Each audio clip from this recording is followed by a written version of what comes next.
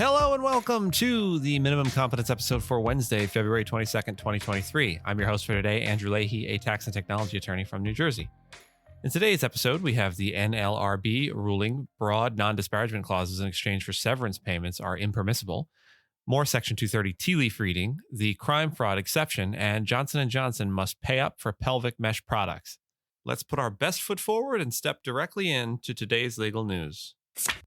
The National Labor Relations Board has ruled that companies cannot require employees to sign broad non-disparagement clauses in exchange for severance payments. The NLRB said such requirements are unlawful and that workers cannot be forced to choose between benefits and exercising their rights.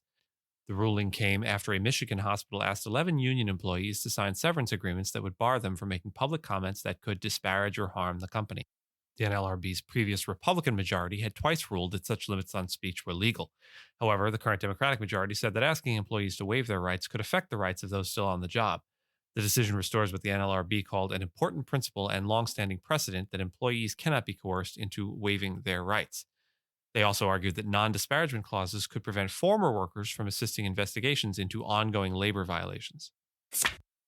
The U.S. Supreme Court has heard a case about whether social media companies can be sued under a federal anti-terrorism law for not doing enough to remove Islamic State videos. If the justices decide that the social media companies cannot be held responsible for aiding and abetting terrorism, it is possible that they will not need to decide whether Section 230, the provision that has given companies sweeping protection from lawsuits since 1996, protects them from those claims. The case heard by the court on Tuesday involved a U.S. citizen who was killed in Paris in a 2015 attack by ISIS. The family of the victim claimed that Google, through its algorithm-driven YouTube recommendations, aided ISIS in violation of the U.S. Anti-Terrorism Act. Some of the justices expressed concern about the impact that a decision that weakened Section 230 would have on tech companies. This will be one to watch. The Justice Department is attempting to subpoena a lawyer representing former President Donald Trump, Evan Corcoran, in connection with an investigation into whether classified documents were mishandled at Trump's Mar-a-Lago estate. Prosecutors are relying on the crime fraud exception to override attorney-client privilege claims. This exception, which a judge can approve when there is evidence the defendant relied on the lawyer's advice to advance an ongoing or future crime, is believed to have been used in cases involving 4 Trump-affiliated lawyers since 2017. Trump and his allies have cast this pattern as proof his legal team is the target of a political witch hunt. The crime fraud exception is a seldom used legal tool that requires careful vetting under DOJ guidelines. Before DOJ litigators use the theory to subpoena a defense attorney, they must get sign-off from the criminal division's top official or a deputy at the division's headquarters. As a quick professional responsibility brush-up, attorney-client privilege is a legal concept that protects the confidentiality of communications between a client and their lawyer. It is based on the principle that clients must be able to speak candidly with their attorneys without fear of their conversations being revealed to others.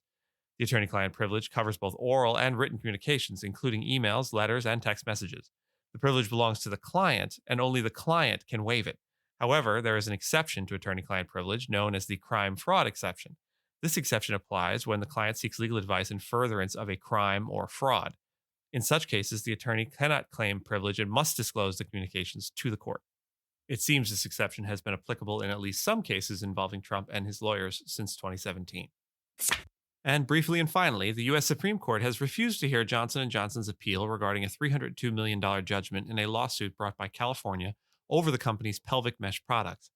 The lawsuit accused J&J of concealing the risks of its mesh products, and J&J argued that state consumer protection laws like California's are too vague. The decision means that J&J will have to pay the $302 million judgment, and the company has expressed concern that the ruling will lead to continued, quote, uneven, unclear, and unfair enforcement that harms consumers and businesses.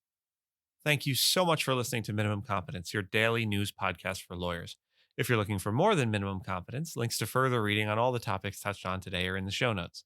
If you have any questions or story suggestions, find us on Mastodon on the esq.social instance. I'm at Andrew, and my co-host Gina is at Gina. Minimum Competence is part of the ESQcast network of podcasts and streams on esqstream.com. We'll see you back here tomorrow, and until then, find a dog and give it scritches and enjoy your minimum competence.